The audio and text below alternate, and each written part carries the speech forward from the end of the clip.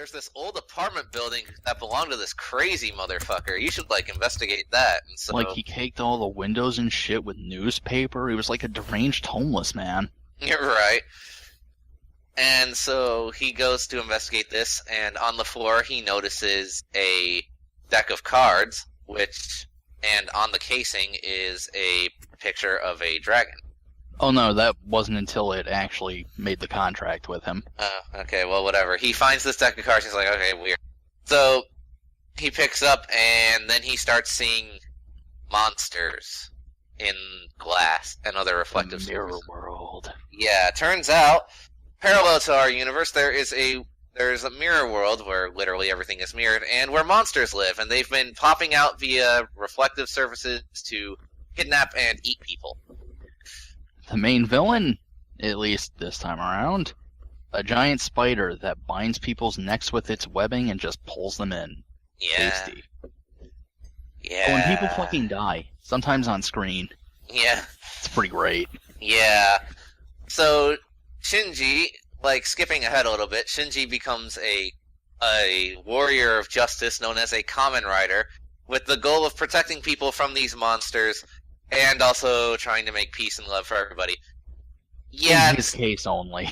Yeah, turns out it's not that simple. Turns out there's 500 other and they all have their own agenda for what's going on, which is essentially... what? Kanzaki's Kamen Rider cockfight ring. Pretty much. It's, long story short, it's basically Highlander, except Kamen Rider. Because basically, the main villain sets up this tournament, /game, /Kamen Rider fight, whatever you want to call it, where the last one standing gains ultimate power, as well as their deepest wish comes true. And yes, this was proven that it is a thing. It is legit. Yeah. So, everyone's got their own motive. Kanzaki hands out fucking... Rider decks at random, sometimes just to stir the pot of shit. Yeah, 2 of the decks go to fucking serial killers. So he literally breaks a serial killer out of jail because they're not killing each other fast enough. Hold up, you.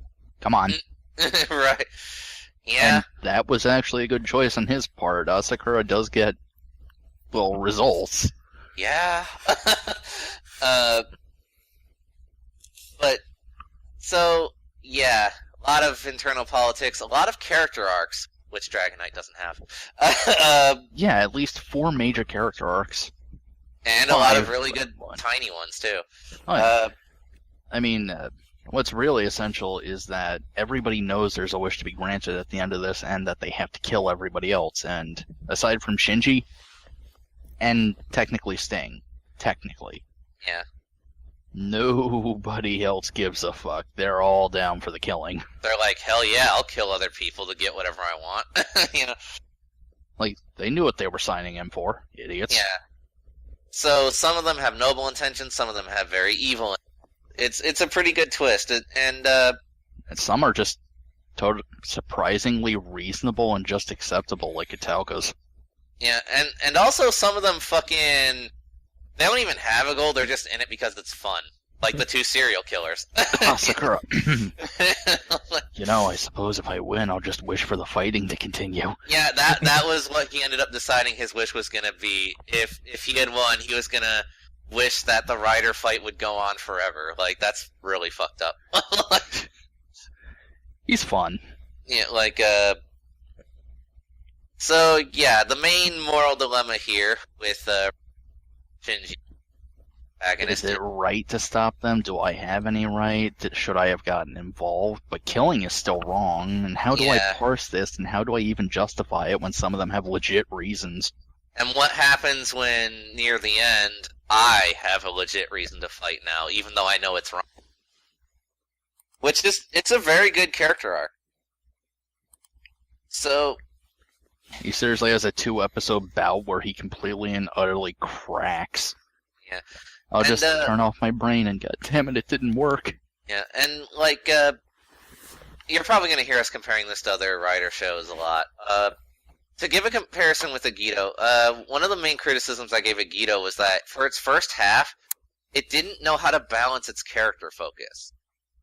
What's so weird about Ryuki is that even though it has like 20 plus fucking characters, and rapidly shifting focus on top of that. it knows how to balance them really well. It's so weird. Like, the pacing's good, the scenes are good, the characters are balanced when they have to be. I mean, even characters who ain't gonna be around that long, even they get a nice set of episodes. Like, whereas Agito had like a fraction of those characters, and it was just kind of schizophrenic about what it was doing and who it was focusing on. And a lot of the focus episodes on top of that were kind of pointless in Agito. Yeah. Or they just dragged their feet way too much. Kills. Right.